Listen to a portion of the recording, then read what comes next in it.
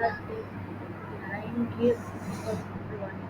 ایک دن حضرت ابراہیم کو خواب آیا کہ وہ اپنے پیارے بیٹے حضرت اسماعیل کو قربان کر رہے ہیں، اور وہ صبح اٹھے تو وہ سمجھ گئے کہ یہ اللہ کا حکم ہے، ان کے لیے۔ انہوں نے یہ سب اپنے پیارے بیٹے حضرت اسماعیل علیہ السلام کو بتایا۔ حضرت اسماعیل نے کہا، میرے رب، میرا اللہ کا یہی حکم ہے جو اس قدیم وقت کے لیے میری ذات طاقت ہے، میں انکار کروں۔ حضرت اسماعیل نے کہا، مجھے قربان کرنے یہ میرا نہیں بلکہ میرے رب کا حکم ہے۔ تب حضرت ابراہیم نے کہا، بیٹے، میں رب کی رضا کے مطابق تمہیں قربان کرنے سے منع نہیں کرتا، جو قربانی تیاریاں کرنا۔ تو پھر حضرت ابراہیم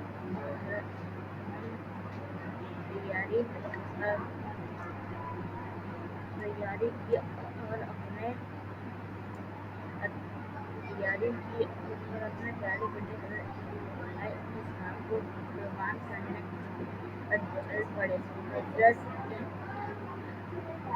جب حضرت اسماعیل کی گردن پر چھری رکھی گئی تو حضرت اسماعیل اور حضرت ابراہیم نے آنکھیں بند کر لیں۔ پھر اچانک ایک مینڈک منشیات ہے اور حضرت اسماعیل کی جگہ وہ قربان ہوا۔ یہ عظیم قربانی وجہ اور حضرت اسماعیل کی سنت کی وجہ سے اور عظیم دن جو ذی الحج کا دن تھا، اس دن سارے مسلمان اپنی محنت کی کمائی سے قربانی کرتے ہیں، اور کچھ لوگ محبت سے قربانی کرتے ہیں، اور قربانی محبت کا نام ہے، جس میں آپ کی محبت ہونا ضروری ہوتی ہے۔ جب آپ کا جانور قربان ہو رہا ہوتا ہو تو آپ کے دل میں محنت کے محبت کے آنسو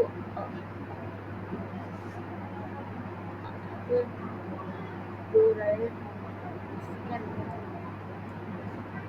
ہے والدین کی عزت۔ ایک بچہ اپنے والدین کا بہت برا سلوک کرتا تھا، نہ ہم عزت کرتا، نہ ان کی خدمت تک کھانے کو کچھ نہ دیتا، اور ان پر ہاتھ بھی اٹھاتا تھا۔ ایک دن وہ بچہ راستے میں جا رہا تھا، اس سے ایک بزرگ بابا جی ملے۔ بابا جی نے اس سے پوچھا، بیٹا، تمہارا چہرہ اتنا بگڑا ہوا اور خوفناک کیوں لگ رہا ہے؟ بچے نے حیرانی سے کہا، نہیں بابا جی، میرا چہرہ تو بالکل ٹھیک ہے، خوفناک کیوں لگے گا؟ بابا جی نے آنکھ بھری اور کہا، بیٹا، جو شخص اپنے ماں باپ سے برا سلوک کرتا ہے، اللہ اس کے چہرے پر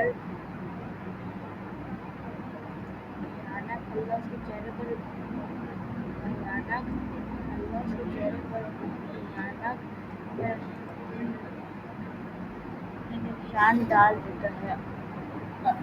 پھر قیامت کے دن ایسے چہروں والے لوگ جہنم میں ڈالے جائیں گے۔ پھر بابا جی نے نرمی سے کہا، یاد رکھو بیٹا، جسے تم آج اپنے والدین کے ساتھ کرتے ہو،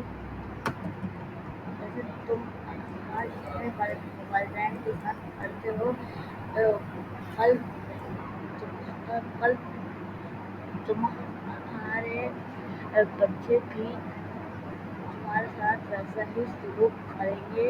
تمہارے والدین یہ تمہارے ہوئے پر افسوس کرتے ہیں، کل تمہیں بھی ایسا ہی پچھتاوا ہوگا۔ اللہ تعالیٰ تمہیں تمہارے ہر عمل کا بدلہ ضرور دے گا۔ اگر تم اپنے والدین کو کھانا نہیں دیتے، ان کی خدمت نہیں کرتے، انہیں مارتے ہو، تو ایک دن تمہیں بھی اسی حال میں ہوں گے۔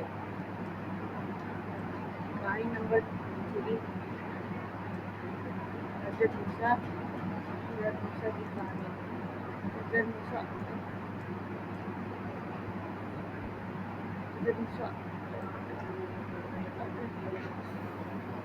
فرعون کی کہانی۔ حضرت موسیٰ جو اسلام کے ایک بڑے نبی اور اللہ کے بندے تھے، ایک دن فرعون کے جادوگر کہتے ہیں کہ تمہاری قوم میں ایک ایسا بچہ پیدا ہوگا جو تمہاری قوم کو تباہ کر دے گا۔ تو پھر فرعون کی قوم میں جو بچہ بھی پیدا ہوتا اس کو وہ مارنے کا حکم ظاہر کرتا۔ پھر فرعون کی قوم میں جو بھی بچہ پیدا ہوتا وہ اس کو مار دیتے۔ تو ایک دن حضرت موسیٰ کی امی حضرت موسیٰ کو دریا میں بہا دیتی ہیں۔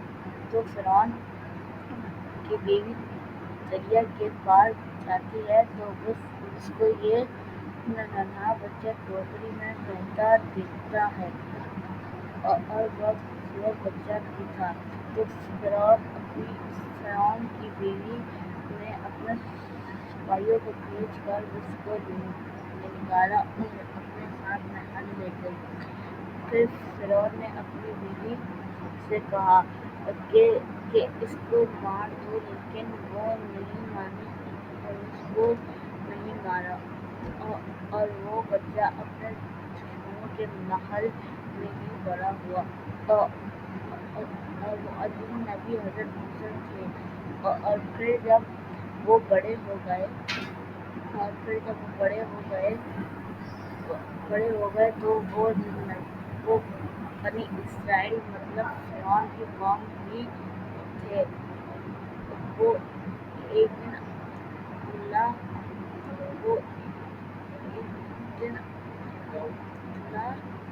فرعون کی قوم میں ہی تھے۔ تو پھر فرعون کی قوم میں وہ ایک دن حضرت موسیٰ کی امی حضرت موسیٰ کو دریا میں بہا دیتی ہیں۔ پھر فرعون نے اپنی بیوی سے کہا کہ اس کو مار دو، لیکن وہ نہیں مانی اور اس کو اپنے محل میں پالتی رہی، اور وہ عظیم نبی حضرت موسیٰ تھے۔ اور پھر جب وہ بڑے ہو گئے تو بنی اسرائیل یعنی فرعون کی قوم ہی تھے، اور وہ ایک دن اللہ سے ملاقات پر گئے اور انہوں نے پوری داستان سنائی۔ پھر اللہ نے حکم دیا کہ جاؤ، انہیں اپنی عصا سے اللہ کا جلوہ دکھاؤ۔ تو پھر فرعون کو پتہ چلا کہ یہ وہی بچہ ہے جو میرے جادوگر نے کہا تھا کہ وہ میری قوم کو تباہ کر دے گا۔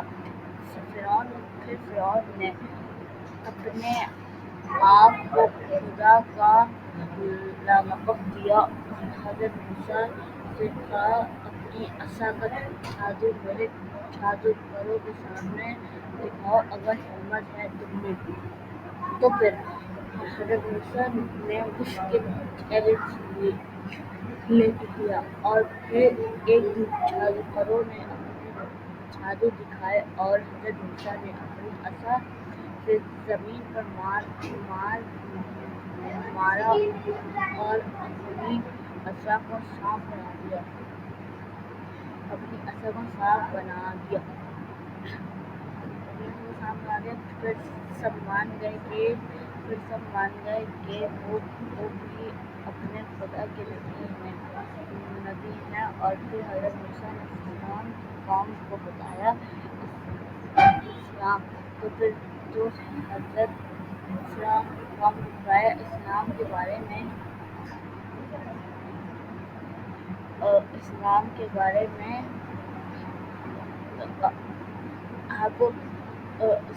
بارے میں تو پھر حضرت کے بارے میں اور پھر اللہ سے ملاقات ہو گئے تو پھر اللہ نے کہا کہ تم بنی اسرائیل کو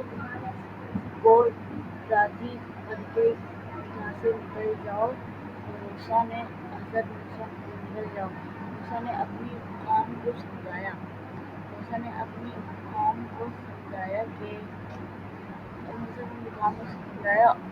اور اس کی قوم میں سے کچھ لوگ جانے کے لیے راضی ہو گئے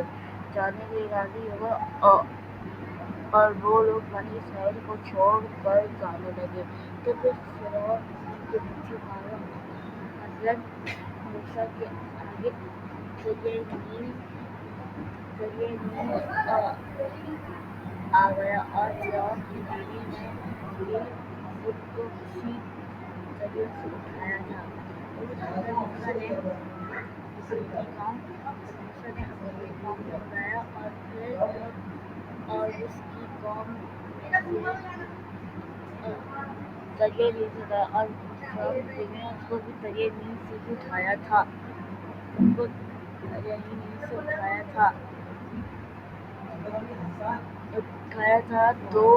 ان کو اللہ کا حکم آیا کہ اپنی عصا کو دریا پر مارو فرعون نے مارا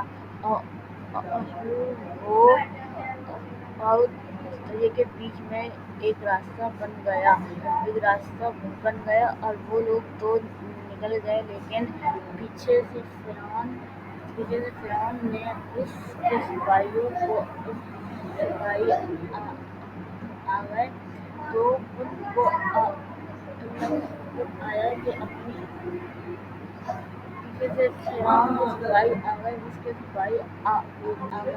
تو فرعون بھی دریا نیل میں سے نکلنے لگا اور اللہ نے اسے اسی دریا میں رکھ کر ڈبو دیا اور ایسے اس کا انجام پورا ہوا۔